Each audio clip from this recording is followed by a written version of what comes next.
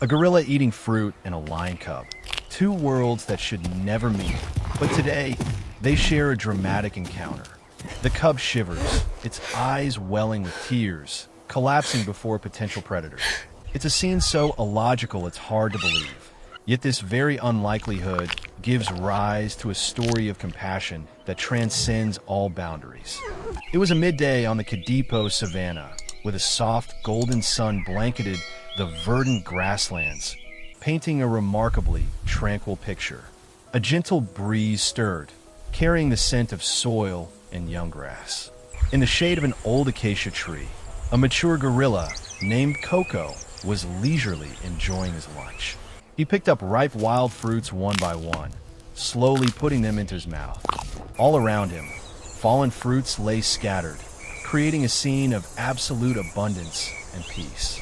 Coco wasn't in a hurry. He was savoring every moment of this rare quietude. His eyes gazed idly toward the horizon, where distant mountains shimmered in a faint haze. But the peace didn't last. From a distance, a small yellow dot suddenly appeared, moving at an incredible speed. As it got closer, Coco realized it was a young lion cub. Unlike the majestic bearing of its species, this cub looked panicked, its whole body trembling, its breathing heavy, and its eyes glistening with tears. It ran toward Coco as if seeking a last refuge. This sight completely defied all natural laws, all instincts of survival.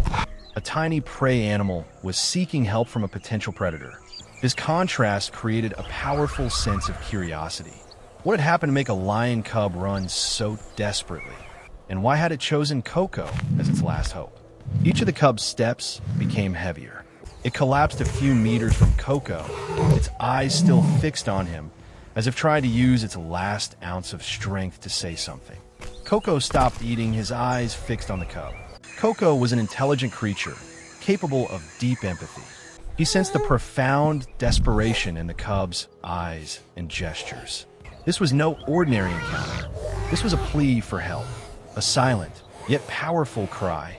The cub, exhausted and trembling, used its last bit of strength to stand on its hind legs, raising its front paws in a gesture of pure supplication.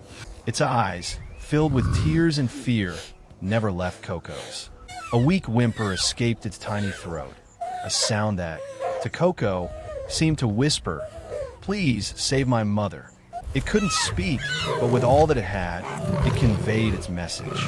It had placed all its trust in the large, calm creature before it. Coco, who had been enjoying his lunch, ceased all movement. Suddenly, he felt a great pain, a desperation that couldn't be expressed in words. This pain transcended species boundaries, surpassing even the instinct for self-preservation. Coco had lived long enough to know that such despair couldn't be feigned. The innocent and trusting gaze of the cub reached the deepest part of Coco's heart, awakening an emotion he never thought he'd have. It was compassion. In that moment, the world seemed to stop.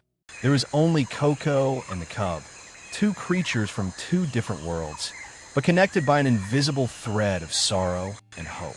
Coco carefully observed the cub. He noticed the scratch on its nose, the mud streaks on its golden fur, and the deep exhaustion in its every breath. Every small detail told a terrible story, a story of a battle, a tragedy on the brink. Hesitation crept into Coco's mind. Should he intervene in a fight that wasn't his? Should he confront a force he didn't fully know? But the cub's pleading eyes haunted him, not allowing Coco to turn away. He remembered the cub's whisper, the image of its tiny front paws raised, helpless and full of hope. Coco knew he couldn't abandon it. He couldn't be a mere bystander. Coco followed the direction the cub had come from. Though not far away, the sounds of the battle had been carried away by the wind. But now, as Coco focused, he could clearly hear angry growls and the maniacal cackling of hyenas, mixed with weak whimpers. Coco left the tree, walking cautiously towards the sounds. His eyes scanned the tall grass, and then a heartbreaking scene struck him. In a nearby clearing, a large pack of hyenas was cornering a lioness. It was the cub's mother. She was severely wounded, covered in deep bite marks. Her strength was fading, but the instinct to protect her child burned fiercely in her eyes. She let out a powerful roar, a final effort to drive away the greedy enemies, but the roar was weak, lost in the air. The hyenas, with their aggressive and cunning nature, continued to attack relentlessly. They cackled, their laughter echoing across the savanna, as if mocking the mother lion's helplessness. The cub had witnessed that terrifying scene firsthand. It was too small, too weak to fight back. It knew that if it stayed, both mother and child would perish. It had run away, not out of fear, but out of a fragile hope. It had believed that somewhere there would be a savior. And it had run to Coco.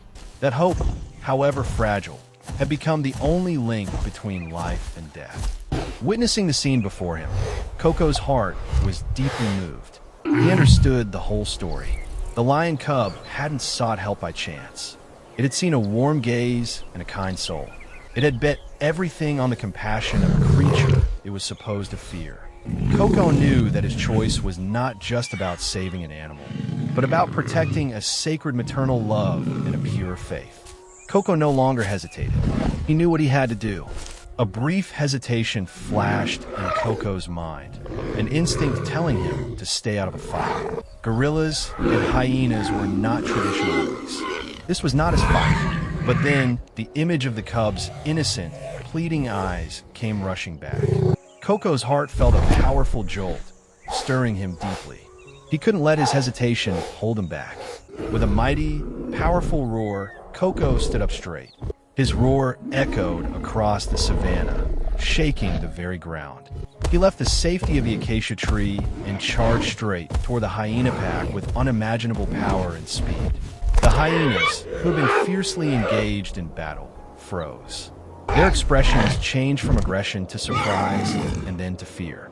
They had never expected a third party, an unrelated creature, to appear and interfere. The lead hyena, with its arrogant nature, attempted to lunge and attack. It thought a gorilla couldn't be a match for a pack of hyenas. But it was wrong. Coco unleashed a terrible swing of his arm, a blow filled with immense power and fury.